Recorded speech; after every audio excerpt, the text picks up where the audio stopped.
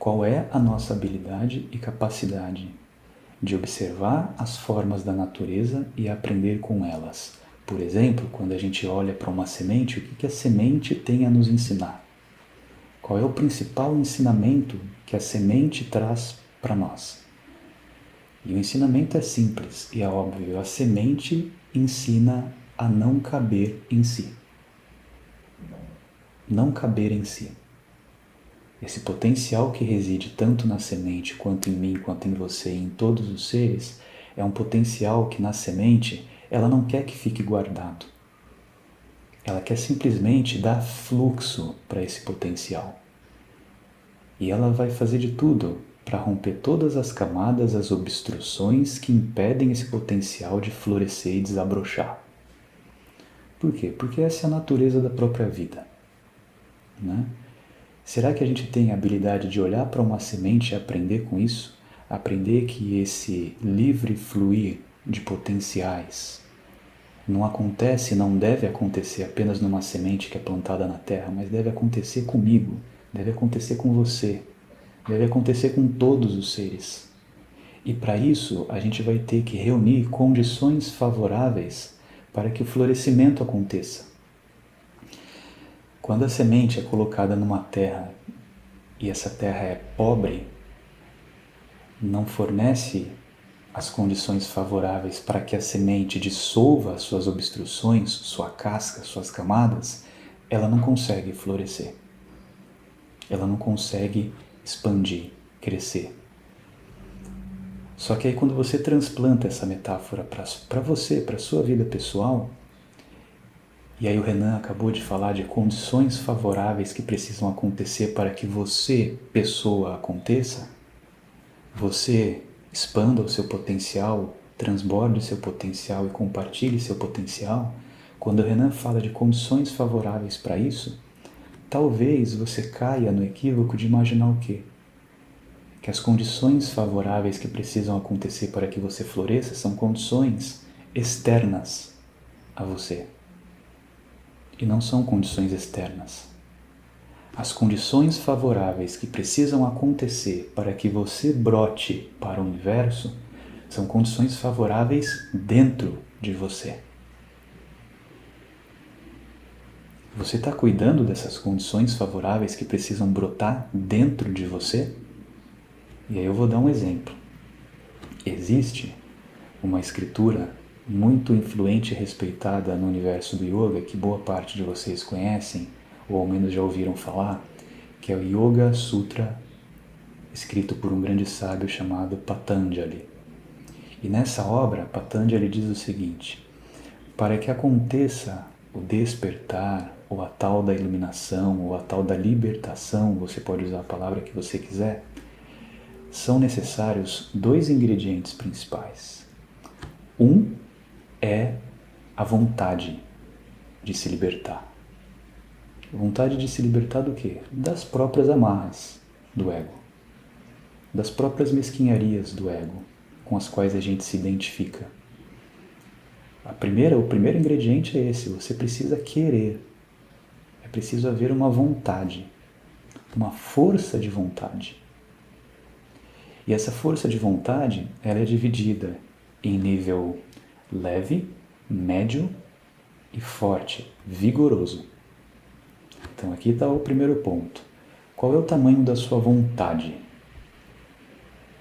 de se libertar das amarras do ego? De conduzir a sua vida de um eu pequeno para um eu expandido, para um eu maior? Qual é o tamanho da sua vontade? É uma vontade leve, média ou vigorosa? Só que só a vontade e o desejo da libertação, da iluminação, só isso não basta. Por que querer? Todo mundo quer. É óbvio que todo mundo quer. Ninguém quer continuar sofrendo por conta de uma vida contraída pelo ego, né? Você é uma vida cósmica que está vivendo uma vida empacotada, como se o ego estivesse empacotando esse ilimitado que é você, essa potência absoluta, plena, transbordante que é você, é como se tivesse sido empacotada por um ego, por uma persona, por uma pessoa, que é quando a gente cai na ignorância de que somos apenas uma pessoinha finita, com início e fim. E com todas as angústias e dilemas e sofrimentos desse achismo de que sou apenas uma pessoa, né? Todo mundo quer se libertar disso. Querer, todo mundo quer. Ninguém gosta de continuar sofrendo, ninguém quer conviver com angústia, né? E aí Patanjali vai nos trazer no Yoga Sutra um segundo ingrediente. Além de querer se libertar, é necessário um outro ingrediente que é o esforço.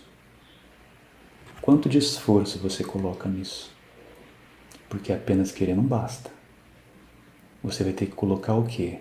Dedicação, força, perseverança, concentração, renúncia. Você vai ter que lutar contra hábitos, contra padrões de pensar, padrões de sentir, padrões de fazer que já estão muito cristalizados em você. Qual é a sua força? Qual é o seu esforço? Aquilo que no yoga é chamado de tapas, ardor, né? O esforço também é dividido, segundo Patanjali, em esforço leve, médio e vigoroso. E aí, concluindo, Patanjali vai dizer o quê?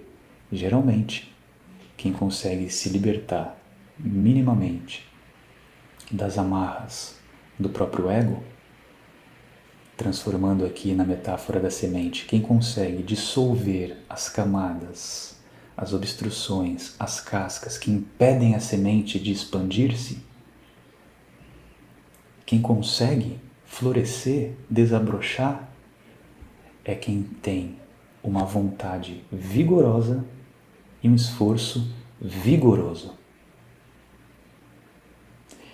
E esse desabrochar e esse florescer, mesmo com uma vontade vigorosa e com um esforço constante, contínuo, não é uma iluminação e um desabrochar que vai acontecer da noite para o dia. Como qualquer semente que não desabrocha, não cresce, não expande, não se torna uma árvore da noite para o dia. Seus potenciais vão crescendo de acordo com o quê? Com como esse processo de expansão está sendo cuidado, né? Então, de acordo com essa metáfora, é como se a gente visualizasse a nossa vida aqui na matéria sendo uma verdadeira jardinagem. Jardinagem por quê? Porque da mesma forma que a semente precisa de condições favoráveis para que possa se tornar uma grande árvore, poderosa, cujas raízes estão firmes no solo, e quanto mais as árvores crescem para dentro, elas têm a habilidade, a capacidade, a oportunidade de crescer para o céu, né? Percebam isso. É impossível crescer em direção ao céu se eu não cresço primeiro para dentro. Eu não consigo me sustentar nas alturas se eu não tenho estrutura, firmeza, solidez interna nas raízes.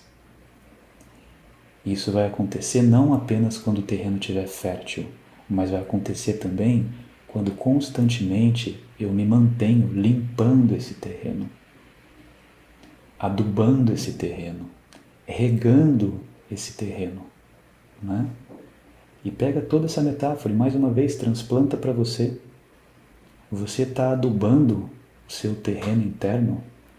Adubando o seu terreno interno significa o quê? Trazer apenas para dentro de você ingredientes, valores, princípios, virtudes que contribuam com o florescimento.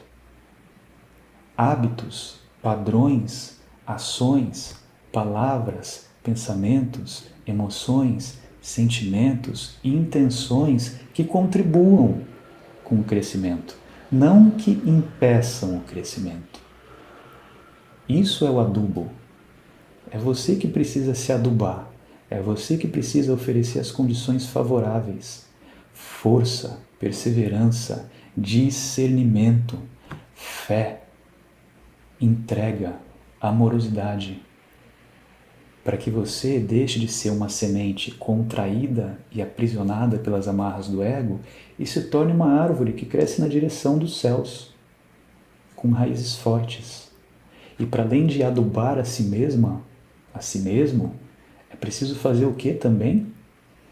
Cuidar, sustentar, purificar, remover ervas daninhas, limpar o terreno. Então o que em você precisa ser o quê? Limpo, purificado, para que o crescimento da vida possa se manifestar através do seu corpo físico, do seu corpo vital, do seu corpo emocional, do seu corpo mental. Todos esses corpos sendo instrumentos de um corpo maior, que é um corpo espiritual. Né? Quais são as purificações que precisam acontecer aí? Porque quando a gente fala sobre yoga, pessoal, a gente está falando principalmente sobre um processo de purificação.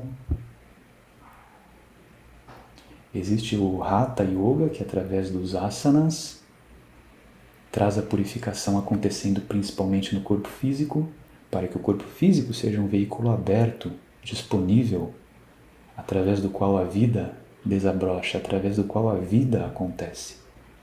Existem os pranayamas também, as técnicas de expansão de energia, que acontecem principalmente através do corpo vital, do corpo energético, do corpo etérico, esse que distribui a energia para o nosso corpo. E são energia, é uma energia que também precisa ser purificada. Né? Então percebam aqui as técnicas do yoga sendo trazidas para que a gente alcance um processo de purificação em todas as dimensões do ser humano, em todos os âmbitos do ser humano. Uma purificação integral do corpo físico, do corpo vital e no seu corpo emocional. O que é que precisa ser purificado? O que ainda é tóxico, é lixo, que você continua levando para casa. E essa casa para onde você continua levando esse lixo é o quê? É o corpo emocional. Né? A sede, a morada, de onde brotam seus desejos, suas vontades, suas sensações, seus sentimentos. Todo o âmbito do sentir humano. Né? Onde que nesse âmbito, nessa morada, está sendo necessário um processo de remover as ervas daninhas, tudo que impede o crescimento. Né? E no corpo mental, a sede do pensar, das ideias, das crenças, onde ainda existe pré-conceito que impede o crescimento e a expansão da vida através de mim. Então olha quantas observações aqui importantes para que a gente consiga chegar à conclusão de que todas as técnicas do yoga são técnicas, seja asana, seja pranayama, seja a própria meditação, sejam os estudos, seja bhakti yoga, as práticas de devoção, seja o karma yoga, as ações solidárias e altruístas e caridosas, todas essas práticas contribuindo para uma purificação integral do ser humano. Para que um corpo integral purificado tenha então a oportunidade de trazer potência para que consiga se libertar das amarras do ego. E então a vida passa a acontecer. Né? Então esse ser humano se torna o quê? Deixa de ser uma semente contraída nas suas cascas e se torna a própria árvore da vida. Né? Então percebam todos esses aspectos importantes. Né? Não vai acontecer da noite para o dia. Por quê? Porque é preciso uma constância, uma continuidade, uma perseverança. É preciso uma vontade e um esforço constante. Se a vontade e o esforço não forem constantes e vigorosos, a gente vai continuar naquilo que o yoga chama de samsara, girando em círculos, andando em círculos, né? Experimentando momentos de alegrias fugazes e temporárias e de repente momentos de depressão ou ansiedade. E a gente vai constantemente oscilar nesse samsara, né? E aí a vida se torna sofrimento, né? Então que a gente tenha essa habilidade, esse discernimento de perceber que vida na matéria é jardinagem. Na sua mente, no seu sentir, no seu agir, vão crescer ervas daninhas se você não purificar, não limpar constantemente, todos os dias. Não vai crescer nada, não vai expandir nada, se você não regar, cuidar, adubar todos os dias. O cuidado é constante com o seu corpo mental, com o seu corpo emocional, com o seu corpo vital e com o seu corpo físico. É constância, é dedicação, é perseverança. A nossa meta aqui é essa: é liberar todos esses nossos corpos para que a vida divina possa utilizar esses corpos para um bem maior. Eu entrego, eu libero, eu abro o meu corpo, eu abro o caminho para que a vontade maior aconteça através de mim. É simplesmente isso. Tudo bem?